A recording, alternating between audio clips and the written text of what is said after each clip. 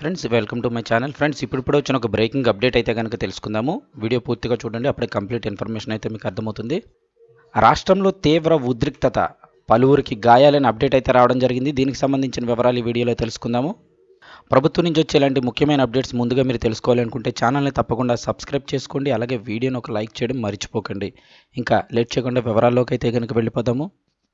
విజయవాడలో ఉద్రిక్తత, పలువురు అంగన్వాడీలకి గాయాలు. ఈరోజు ఆంధ్రప్రదేశ్ రాష్ట్ర వ్యాప్తంగా అంగన్వాడీలు కలెక్టరేట్ల ముట్టడికి పిలుపునిచ్చిన విషయం అందరికీ తెలిసిందే. తమ డిమాండ్ల పరిష్కారం కోసం గత కొద్ది రోజులుగా నిరసనలు అయితే చేస్తున్నారు అంగన్వాడీ కార్యకర్తలు. అయితే ఈ క్రమంలోనే కలెక్టరేట్ల ముట్టడికి పిలుపునివ్వగా సిపిఎం తదితర సంఘాలు అయితే కనుక వారికి మద్దతునైతే ప్రకటించాయి.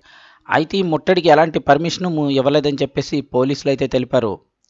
అయినా కూడా విజయవాడలో కలెక్టరేట్ను ముట్టడించేందుకు వారు ముందు దూసుకొచ్చారు. దీంతో పోలీసులు వారిని అడ్డుకునే ప్రయత్నం చేశారు. ఈ క్రమంలో పలువురు అంగన్వాడీలకి గాయాలయ్యాయి. మరికొందరు స్పృహ కోల్పోయి కింద పడిపోయారు.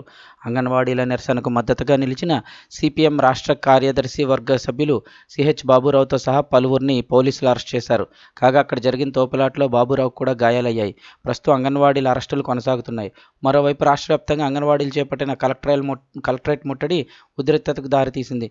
దీంతో అంగన్వాడీలను పోలీసులు ఎక్కడికక్కడ అడ్డుకొని అదుపులోకి తీసుకున్నారు. కొంతమంది పోలీసుల నుంచి తప్పించుకొని కలెక్టరేట్ల ముట్టడికి వెళ్లిన అంగన్వాడీలపై కాకీలు దౌర్జన్యంగా ప్రవర్తిస్తున్నారని చెప్తున్నారు.